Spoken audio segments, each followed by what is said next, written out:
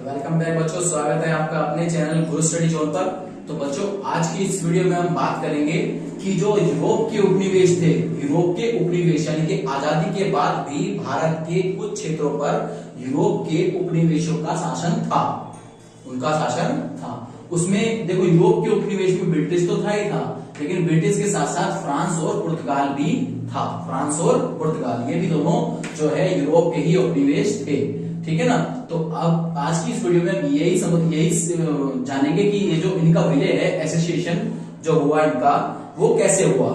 अब देखो, जो फ्रांस के अधीन जो क्षेत्र थे भारत के आजादी के बाद भी, वो एक तो पांडिचेरी, ठीक है, पांडिचेरी, कराईकल, यमन, माहे और चंद्रनगर, ठीक है ना।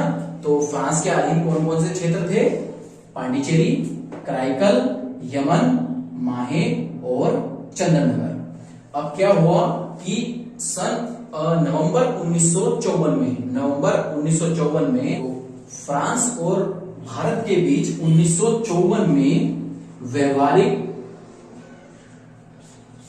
जो है संबंध स्थापित हो गए, व्यवहारिक संबंध स्थापित हो गए। कब? 1954 में भारत और फ्रांस के मध्य, जिसके चलते 1956 में नवंबर 1956 यानी कि 1956 में क्या हुआ कि फ्रांस और भारत के मध्य विलय संधि हो गई।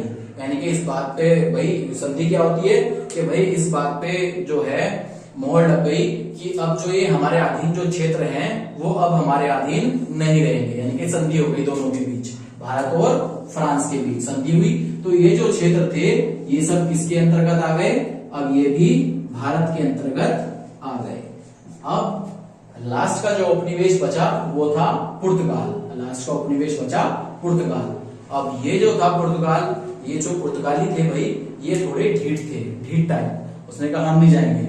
तो क्या हुआ कि जो पुर्तगाल की जो उस समय यहाँ की दमन दीव, दादरा नागर हवेली और गोवा, ये तीन क्षेत्र जो थे पुर्तगाल के उपनिवेशों के अधीन थे उस समय, ये तीन क्षेत्र। अब यहाँ की जो जनता थी, यहाँ की जनता इनके शासन से बहुत ही परेशान थी। यानी कि पुर्तगाल के शासन से दमन एवं दीव, दादरा नागर हवेली और गोवा की जो जनता थी वो बहुत परेशान थी, क्योंकि उनको उनका शासन उस समय पसंद नहीं था। क्योंकि ये तो पूरा व्यापार पे डिपेंड करते थे, उन्हें तो व्यापार से मतलब था, सस्ती चीजें यहाँ से ले जाना और वहां जाकर उसको बदलकर महंगी करके बेचना।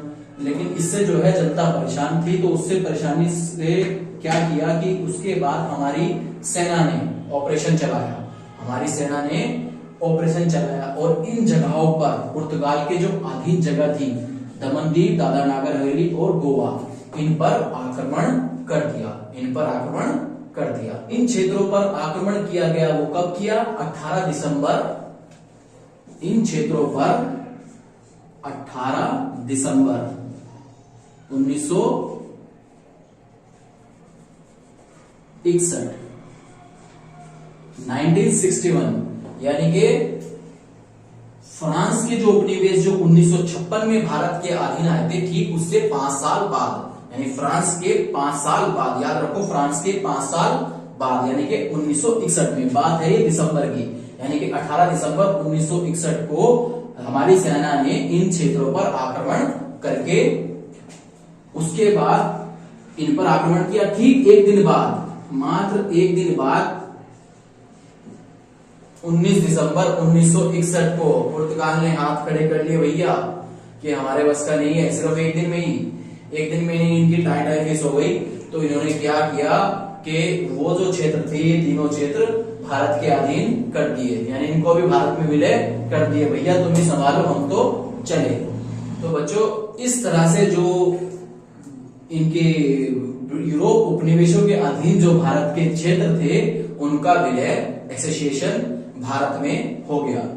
तो अगर वीडियो आपको पसंद आया है, अगर पसंद आया है, सच बताना कि पसंद आया है कि नहीं, या कुछ सीखने को मिला कि नहीं।